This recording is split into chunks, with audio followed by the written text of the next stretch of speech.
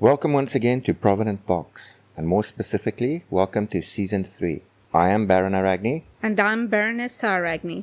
It has been a little while, and as always, we have returned not with a whisper, but by dragging a fresh stack of strange observations, uncomfortable truths, and occult oddities back to the table. Season 3 felt appropriate in a way, because there comes a point in long-term practice where you realize that the most valuable things you learn are often not the grand and dramatic revelations that people expect. Not lightning bolts, not secret names hissed in the candlelight, not some theatrical moment where the veil parts and a chorus of spirits politely explain the mysteries of existence. Unfortunately, it's usually much less convenient than that. More often, what you get is a pattern recognition. You notice the same peculiar thing happening again, and then again, and then again, until eventually you have to stop, look at it properly, and admit that there is, in fact, a pattern there, however strange it may be. And that really is part of what the season is going to be about. Season 3 is going to lean more into the observed behavior of spirits, into the odd logic of the unseen, into the ways in which entities behave that are often deeply consistent, but not necessarily consistent in ways that makes immediate sense to the living. We are going to be speaking more about perception in magic, about how practitioners misunderstand phenomena by trying to force the unseen into tidy human categories, about the gap between what people want spirits to be doing and what spirits are actually doing, and of course, from time to time, about the broader circus of modern occultism and paranormal theatrics. Yes, because if there is one thing we can promise, is that this season will continue in our usual fashion. No nonsense, uncensored, and with very little patience for fluff, performance, or recycled spiritual sentiment dressed up as insight. If something is strange, we will say that it is strange. If something is nonsense, we will say it is nonsense. And if something is both, then all the better. That gives us more to discuss. So for this first episode of the season, we thought it fitting to begin with one of those deceptively small observations.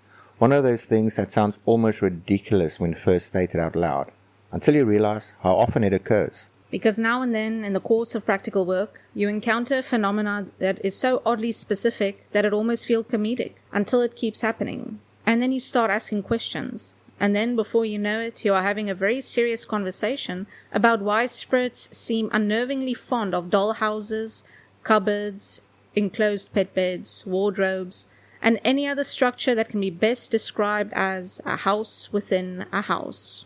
Which is precisely what we are getting into today. Not merely the fact that spirits are drawn to such things, but what that might suggest about how they perceive space, occupation, containment, and what we might call symbolic residence. In other words, we are beginning Season 3 exactly where we ought to, with something a little absurd, a little interesting, and the longer you think about it, a good deal more revealing than it first appears. So let us begin.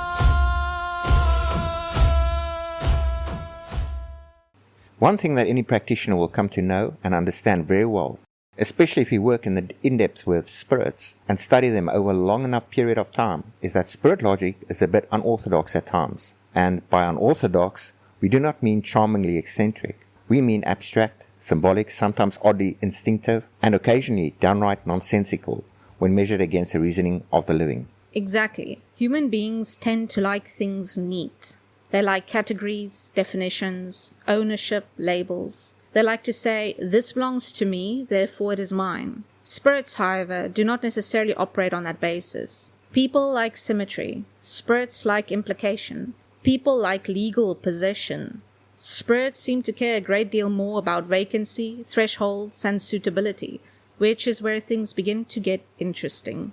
And one example among many, one we have encountered often enough to stop calling it coincidence, is spirits' fascination with anything that fits a concept of what we might call a house within a house.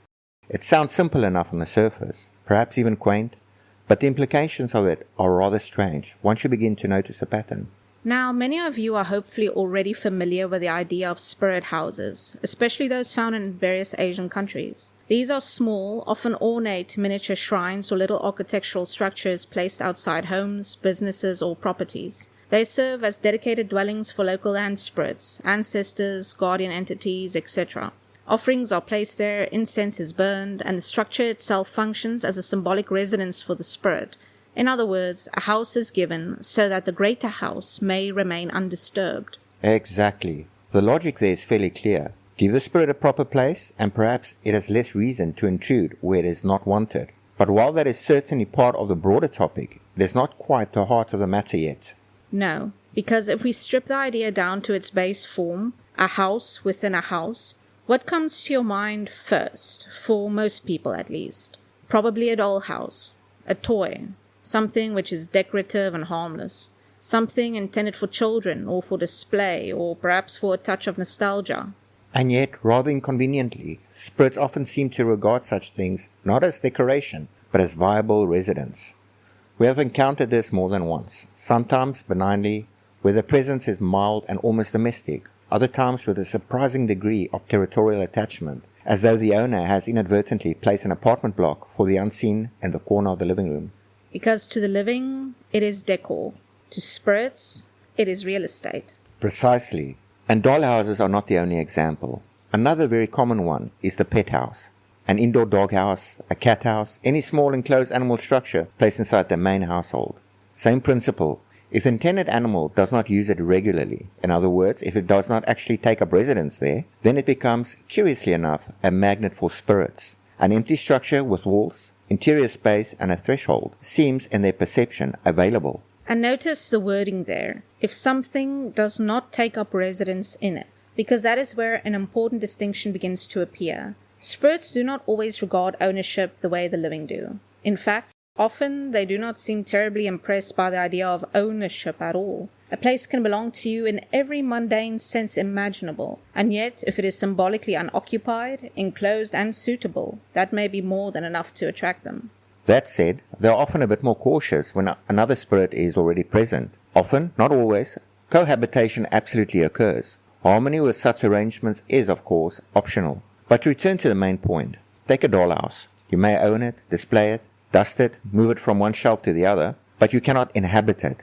To a spirit, that matters a great deal more than whether your name is effectively written on the receipt. Exactly. Ownership, as the living understands it, is irrelevant. Occupation is what matters. A dollhouse is therefore vacant. An enclosed pet bed that nobody uses is vacant. And once you begin looking at it in those terms, the pattern starts spreading rather quickly into other objects as well. Because then we have to ask, what actually defines a house in the most basic structural sense? Strip away the aesthetics, the cultural expectations, the size, the decoration. What are you left with? 4 walls? Or a decent enough boundary to imply walls? A floor, a roof, or cover? A door, flap, or opening that establishes a threshold? Windows optional. What matters is enclosure, containment, a clear distinction between inside and outside. And once you take that structural definition seriously, all sorts of things suddenly begin to qualify. Cupboards, freestanding cabinets, wardrobes, armoires, chests, trunks, large boxes, closed shelving units with backing and doors. Things that do not look like little houses in the storybook sense, but absolutely fulfill the same symbolic function. A contained interior, a clear threshold, and a bounded internal world. And, as you may have guessed, spirits appear to adore these things. Not every one of them certainly. We're not saying every cupboard is a condominium complex for the unseen, but we are saying that the structure itself fits a pattern that spirit seems instinctively drawn to. Have you ever noticed how certain old wardrobes carry a peculiar presence? Or how some antique cabinets feel heavier than they would alone, should justify? That sensation is familiar to many people, whether they phrase it in spiritual terms or not. Older furniture in particular seems more prone to this. Perhaps because it has age. Perhaps because it has history. Perhaps because it has passed through enough hands, rooms, and circumstances to become spiritually resonant. Or perhaps because a tall wardrobe with a dark interior and a closing door is, from a spirit's perspective, simply excellent housing. Exactly. And of course the concept expands further still if we take house within a house in a more literal architectural sense. Flats carved into larger buildings, internal annexes, converted garages, peculiar subdivisions within a structure that resembles smaller dwelling units nested inside a greater shell. Hotels, motels, guest rooms, interior quarters, temporary habitation inside a larger habitation. Hotels are especially fascinating in this regard. Think about the structure of one. Rooms within corridors, within floors, within a building, layers of habitation and layers of departure. Endless cycles of vacancy, occupation, and vacancy again. Doors beside doors beside doors. If one were trying, accidentally, to design ideal transient spirit architecture, one might very well design a motel. And yet, that leads to the obvious question, why? Why this particular attraction? Why not simply any place at all? Why this apparent fixation on the concept of not merely a house, but specifically a house within a house? It is a brilliant question, and one that we have asked more than once, directly and repeatedly, and to different spirits. And the answer, frustratingly, is that there is no neat articulated answer. Spirits do not actually seem to know why they like such spaces so much. They really, truly do not. Ask them, and you may receive images, opinions, metaphors, impressions, and strange emotional associations, but very rarely anything resembling an actual explanation. It appears almost instinctual, a kind of migratory pull towards structure within structure, towards contained interiority, toward vacancy enclosed within greater enclosure. They do not analyze it, they simply incline towards it. And perhaps that is because certain things which matter very much to the living mean very little to them. Time, size, and physical dimensions are excellent examples. These matter tremendously to the living because we are embodied. Matter imposes limits. A spirit, however, is not bound by physical scale in quite the same way. So when a spirit takes up residence in a miniature or unconventional house, it is not experiencing that structure as too small in the same way that we would.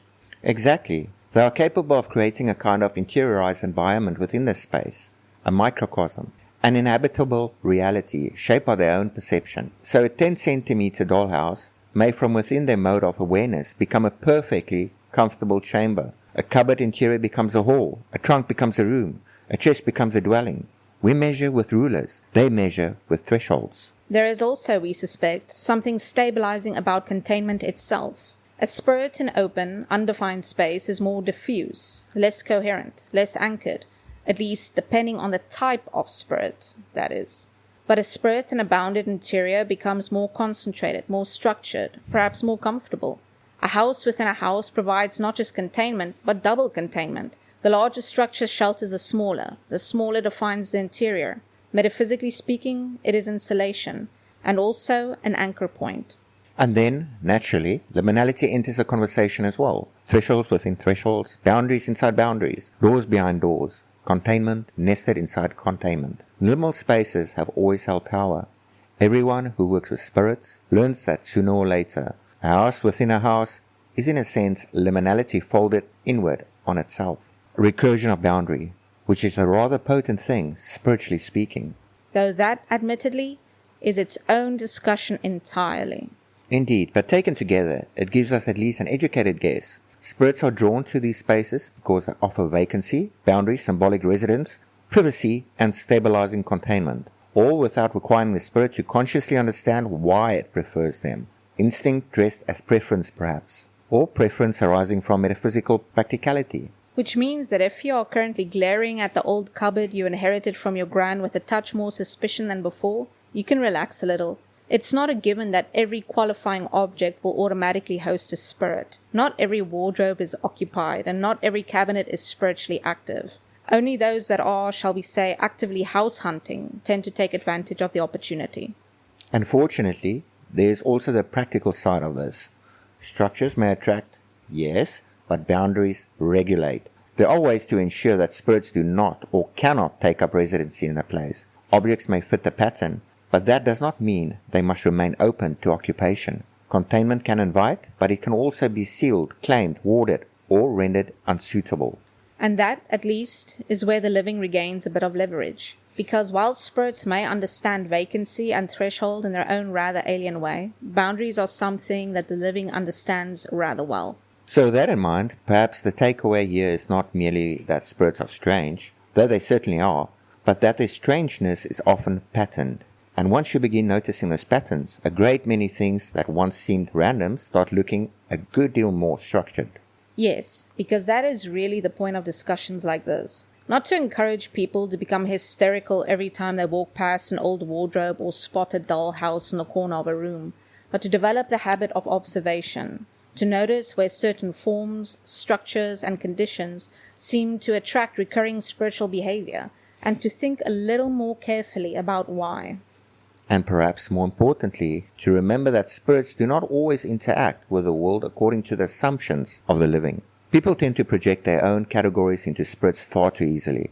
Ownership, size, practicality, intent, when in truth their attention often seems to settle on things that are symbolic, liminal, vacant, or structurally suggestive in ways we do not immediately appreciate. Which is why, as always, one of the most valuable things a practitioner can cultivate is not endless excitement, but discernment. Not every odd feeling is a haunting. Not every cupboard contains a tenant. But neither should everything be dismissed simply because it sounds a little absurd at first hearing. The occult is, either regrettably or delightfully, full of things that are absurd and true at the same time. And that is likely where we will leave it for today. A modest topic on the surface perhaps, dollhouses, cabinets, pet houses, nested structures, but one that opens onto larger questions of spirit perception, liminality, containment, and the peculiar instincts of the unseen. As for the rest, that will probably be a discussion for another episode. Because once you begin pulling on the thread of thresholds within thresholds, doors behind doors, and the way spirits interact with layered spaces, you very quickly find yourself standing at the edge of a much larger conversation. So, thank you for joining us for the first episode of Provident Vox Season 3. We have quite a bit more to discuss in the episodes to come, more on spirits, more on perception, more on the habits and absurdities of the unseen, and no doubt, more things that will sound improbable until one has seen them often enough. Also, as a note to those of you listening, take what we have just told you in this episode and read between the lines as to further applications of this, as we are sure that those of you who are able to will be able to implement it as well. Indeed. Until next time, keep your eyes open, keep your mind sharper than your fear, and perhaps spare a suspicious glance for any antique wardrobes in the house. Not panic, mind you, just professional curiosity. Until next time. If you like our podcast and you would like to be kept updated on any future episodes, please feel free to like, subscribe, share on whichever platform you're listening to us right now. And as always, remember, as above, so below. Within, so without.